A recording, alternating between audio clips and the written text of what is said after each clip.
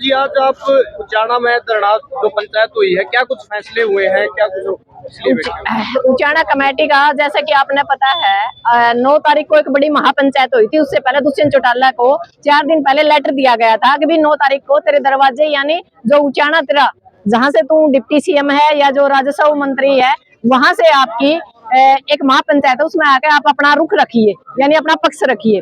तो दुष्यंत चौटाला का 9 तारीख को सारे संगठन, किसान संगठन, मजदूर संगठन और जो महिला है, सब कुछ लोग इनके लगातार जेजेपी का जो ऑफिस है यहाँ आए, पर दुष्यंत चौटाला की तरफ से कोई मतलब ना कोई नुमाइंदा आया, ना खुद आया और ना बातचीत के लिए कोई उन्होंने ये कहा कि हम बातचीत करेंगे। उन्होंने कहा कि वो विदेश गया हुआ है। विदेश जाने के कारण हमने अभी हम 11 तारीख को जो प्रशासनिक अधिकारी उन्होंने कहा 11 तारीख को दुष्यंत चौटाला आपसे बात करे ना करे पर हम आपकी उस तक मैसेज भेज देंगे। हमने 12 तारीख दे दी और फिर 13 तारीख आज तक भी उनका कोई ऐसा नहीं कि संतोषपूर्ण कोई जवाब नहीं आया, ना उन लोगों ने हमसे बात करना सही समझा, यानी वो लोग हमें हड़के में ले रहे हैं। उन लोगों को जो दुष्यंत चौटाला है उसके दिमाग में ये बैठ चुका है कि यहाँ जो बैठने वाले हैं वो उचाना के लोग हैं, जबकि पूरा हरियाणा संयुक्त मोर्चा यहाँ बैठा हुआ है। आज 13 तारीख को एक बड़ी महापंचायत हुई, उसके अंदर ये फैसला लिया गया कि जो ये धरना सिर्फ 5 दिन के लिए रखा गया था परमानेंट रखा जाएगा, जब तक कि दुष्यंत चौटाला उसकी कलम से हमारा जो भी जिस भी तरह के मुआवजे हैं, जो भी हमारी किसानों की समस्याएं हैं, जिनके ऊपर लगातार हमारी बातचीत हो रही है, उसके ऊपर जब तक वो संज्ञान नहीं लेंगे और उसको जारी नहीं करेंगे, अनिश्चितकालीन के लिए ये उचाना ऑफिस जेजेपी ऑफिस के सामने धरना लगातार जारी कर दिया और ये 23 तारीख तक जारी किया कि इस दौरान ये जाग जाए देर आए दुरुस्त आए। यदि उसके बाद भी बातचीत नहीं करते तो आगे फिर बहुत सी ऐसी कार्रवाइयां हो सकती है कि जैसे गाँव में घुसने ना दिया जाए, वो का पानी बंद किया जाए, या जो जेजेपी के जितने भी दफ्तर हैं उसके ऊपर ज्ञापन दिया जाए, या और भी कोई ऐसे जैसे भाई रेल ट्रैक को बंद किया जाए, हाईवे जाम किया जाए। जो प्रोग्राम होंगे हम अंदर खाते बना चुके हैं पर वो धीरे धीरे लागू करेंगे, क्योंकि जैसे संयुक्त मोर्चा ने कहा कि सांस चढ़ाना नहीं, खुद के नहीं चढ़ाने, सरकार का चढ़ाने हैं, डिप्टी सीएम दुष्यंत चौटाला का चढ़ाने हैं। जैसे जैसे आगे आगे कार्रवाई होगी, 10 दिन की कार्रवाई ये है, यदि 23 तारीख के बाद भी ये कोई संज्ञान नहीं लेता तो कोई बड़ा फैसला फिर होगा। यानी हम धीरे धीरे चलेंगे और हम 2024 तक के लिए परमानेंट यहाँ बैठ चुके हैं और ये मान लो कि दुष्यंत चौटाला के बुरे दिन उल्टी गिनती शुरू हो गई है। उचाना ही ऐसा क्षेत्र था जिन्होंने इसको दिल से लगाया, 37,000 वोटों से इसको जिताया। अब इसकी उल्टी गिनती आज से शुरू है। ये देखना इसको है कि इसने दोबारा उचाना के अंदर आना है या नहीं आना, नहीं तो ऐसा मामला होगा कि वोटों के लिए राजस्थान जो इसने चुननी है परमानेंट ये राजस्थान ही जाएगा। उचाना और हरियाणा के लिए पूरी तरह इसको हम बैन कर देंगे। देखो जी अभी जो गेहूं की बिजाई का टाइम आ रहा है, लेकिन उचाना की बात करें या नरवाना की बात करें, डीएपी के लिए किसान भटक रहा है। नहीं, डीएपी के लिए तो भटक रहे हैं, ये तो एक नॉर्मल बात है। यहाँ जो पियर जीरी है उसको बिकने के लिए लगातार उचाना जो डिप्टी सीएम का हल्का था, पियर जीरी बिक नहीं रही, लगातार हमें हाईवे जाम करने पड़ रहे हैं। एक और यहाँ एक गुंडा टैक्स लगाया जा रहा है। हमें नहीं समझ में आ रहा है कि हमने 47,000 वोटों से जो दुष्यंत चौटाला को जिताया, कहीं भी पूरे हरियाणा में 30 रुपये टैक्स नहीं लगता, हमारे ऊपर गुंडा टैक्स लगता है 47,000 जिताने का। वो हमें ये नहीं समझ में आ रहा, क्योंकि वीरेंद्र का जो लड़का विजेंद्र वो भी नहीं बोल रहा। हमें ये लगता कि कहीं 15 रुपए तो नहीं बांट रही है, पर क्विंटल 30 रुपए कट रहे हैं। तो हम पूछना चाहते हैं कहीं ये गुंडा टैक्स वोट देने के एवज में तो नहीं लगाया।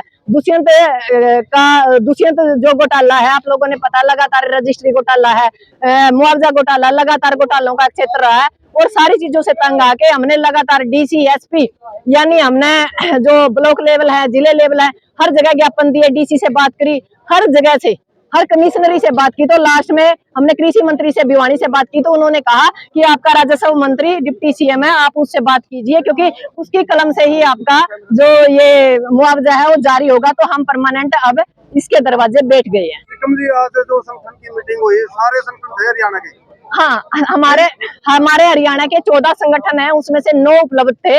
9 के 9 को मतलब तारीख दे दी गई है। जो हमारे बाकी संगठन है किसी कारण नहीं आए, उनसे भी हम संपर्क करेंगे, उनको भी साथ लेके चलेंगे, क्योंकि जितना बड़ा कुनबा होगा ये लड़ाई आसान होगी। और एक दिन हमने खपों के लिए छोड़ दिया। चटोली संगठन भी बहुत अच्छा संगठन है, बहुत मजबूती से काम कर रहे हैं जी, लेकिन वो दिखाई नहीं दे रहे यहाँ पर। नहीं, वो तो देखो हमारा जो हरियाणा का संयुक्त मोर्चा है उनकी और गुरनाम जी की क्या राय बनती है, वो तो ये उस मुद्दे पे तो वो बात करेंगे, क्योंकि हम तो एक छोटे से इसके ये मान सकते हैं कि छोटे से एक सिपाही हैं जो संयुक्त मोर्चा हरियाणा और संयुक्त मोर्चा भारत के नीचे काम कर रहे हैं। जो धरना आज चला हुआ मैम, इसकी मुख्य क्या मांग है? जो मुख्य इसकी मुख्य मांगे हैं जो हरियाणा में पूरे हरियाणा में जो बाढ़ से ग्रसित जो मुआवजे हैं, सूखे से ग्रसित जो मुआवजे हैं, जो बाढ़ से हमारा पशुधन, जान और माल का जो नुकसान हुआ है उससे संबंधित पैसे हैं, जो हमारे बैंकों के अंदर कर्जा है, कर्जा माफी के लिए, क्योंकि जब फसल नहीं हुई तो कर्जा कहाँ से देंगे। उसके अलावा भी जैसे ट्यूबवेल खराब हो गए, ट्यूबवेल को तैयार कराने के लिए जो पैसा है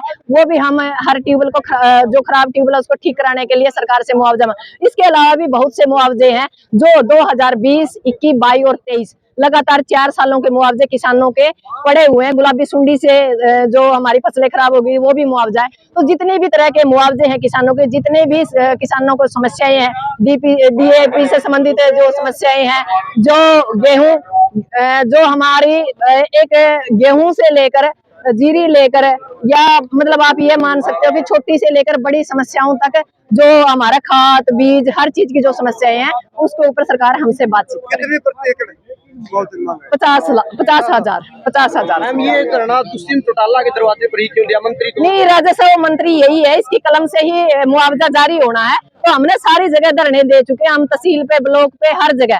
तो ये लास्ट हथियार था। हम कृषि मंत्री के दरवाजे भी जाके आए थे भिवानी, तो उन्होंने कहा जो आपका मुआवजा हो जो डिप्टी सीएम है वही दे सकता है। आपने पता ये कहता था कि मेरे पास राज की चाबी है, तो खजाना की चाबी भी इसी के पास है, तो खजाना यहीं से लेने का मूड है हमारा भी।